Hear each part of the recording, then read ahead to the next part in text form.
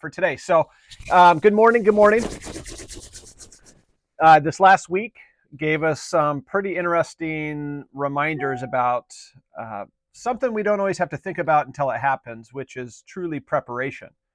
So, as a lot of you experienced, we had a heavy windstorm that moved through the area. And according to Avista, about 10% of their customers were out of power. About 50,000 people had lost power. That is a ton of homes. That's a lot of businesses. That is a lot of disruption. So our power went out as well. And I wasn't sure if our power would even come back on that week, because as I came to the bottom of the hill, there was a tree that came down, landed directly on the power line, and it shifted the whole pole.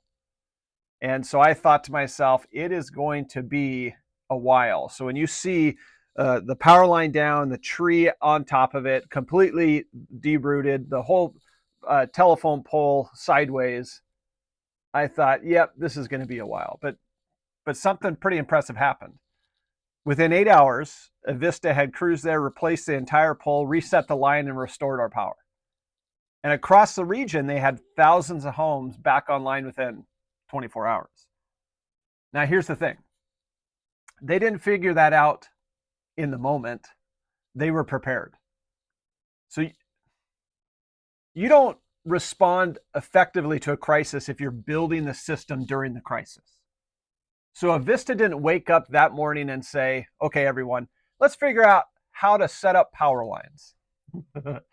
They had trained crews, they had equipment ready, they had a response plan, they had systems in place, they had communication channels, they had procedures for different scenarios. The storm simply activated the system that they had already built. Preparation turns chaos into execution. And that applies to almost every area of our lives. When problems hit, most people don't rely on preparation. They rely on panic, frustration, or stress. But panic doesn't solve problems. Preparation does. Think about it in your own life. When people who handle difficulty well usually have systems already in place, they've prepared. Health is a great example. People often struggle with nutrition, not because they don't know what to eat, but because they didn't prepare. If you open the fridge and there's no healthy food ready, the storm has already hit. Preparation looks like planning meals, having food ready, scheduling workouts, protecting sleep routines. When the busy day hits, the decision has already been made. Preparation removes the friction. Preparation also changes how we handle stress. People who have daily routines for exercise, breathing, reflection, sleep, have built resilience before the storm arrives. So when stress hits, they already have tools to deal with it, just like the power crews. The problem doesn't disappear, but the response becomes efficient. Preparation shows up everywhere in our lives. Athletes prepare before a game. Firefighters prepare before the emergency. Pilots prepare before the takeoff. They practice procedures again and again. So when something goes wrong, they don't panic. They just execute. The same principle applies to your life. When things go wrong, and they will, you want systems in place, not guesswork. So watching the crews restore power reminded me of one simple principle. Prepared people respond differently. They move faster, they solve problems better, they stay calmer under pressure. Preparation is invisible most days. But when the storm hits, it becomes obvious who prepared and who didn't. So here's something to think about for today. Ask yourself this question. Where in my life do I need better preparation?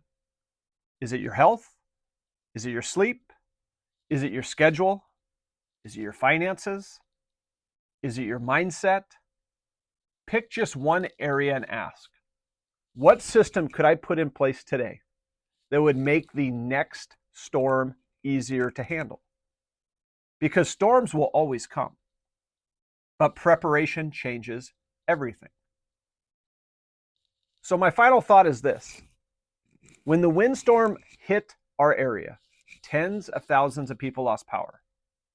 But because Avista prepared, crews were ready, equipment was ready, plans were ready, and the lights came back on quickly.